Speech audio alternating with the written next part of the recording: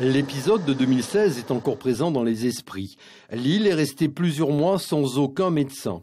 Le centre médical de Hattuona n'était plus qu'une simple infirmerie. 2 ans plus tard, la situation reste précaire. Nous sommes 3 infirmiers d'astreinte, c'est-à-dire qu'on est en première ligne pour les urgences, on nous appelle. On vient, on fait l'examen du patient. Si on peut gérer nous-mêmes, on le fait. Sinon, on appelle le médecin ou les médecins référents, soit du SAMU, soit de Nukuhiva. Une situation qui préoccupe les habitants et engendre parfois de la colère. Pauvre marquisien qui subit tous ces problèmes. Mais qu'est-ce que vous voulez? Est-ce que la santé, ça compte seulement pour Tahiti? Pour les îles, on s'en fout. Peut-être parce qu'on est dans la terre des hommes. Il faut qu'il y ait un médecin permanent. On nous dit à chaque fois que c'est le problème de l'éloignement. Mais sinon, c'est primordial qu'on ait un médecin 24 heures sur 24 sur notre île. Un médecin, une sage-femme et un adjoint de soins travaillent ici.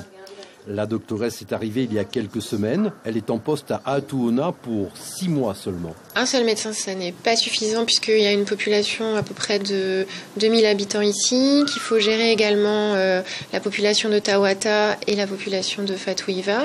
Et puis, ça n'est pas suffisant puisqu'il faut gérer les urgences jour et nuit, 365 jours par an.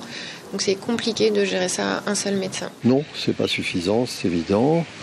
Le mieux serait qu'il soit en binôme, c'est-à-dire qu'il soit 2 au dispensaire, plus le médecin libéral qui, lui, a sa propre clientèle, mais qui peut subvenir à des prises en charge en urgence éventuellement. Sans compter que Karine Gillet ne peut pas laisser son centre médical pour aller porter assistance si une situation d'urgence se déclenche dans les 2 autres îles voisines. Même en métropole, on voit qu'il y a des déserts médicaux maintenant. Il y a ça. Et puis le fait également que les médecins, à l'heure actuelle, ne sont plus réellement formés à la fois techniquement et je dirais dans leur esprit, à travailler en isolement. Autre difficulté, le manque de moyens. Ici, pas de radiologie ni de scanner. De plus, les missions de praticiens spécialisés se font rares. Les spécialistes qui venaient une fois tous les 3 mois ou tous les 6 mois ne viennent plus. On doit donc évassaner les patients pour qu'ils puissent avoir leur suivi chronique et encore plus en cas d'urgence. Il y a eu une période de difficulté, je dirais, due à la prise en charge des frais occasionnés par ces missions. Mais normalement, ces missions doivent être remises en place, là, ce mois-ci.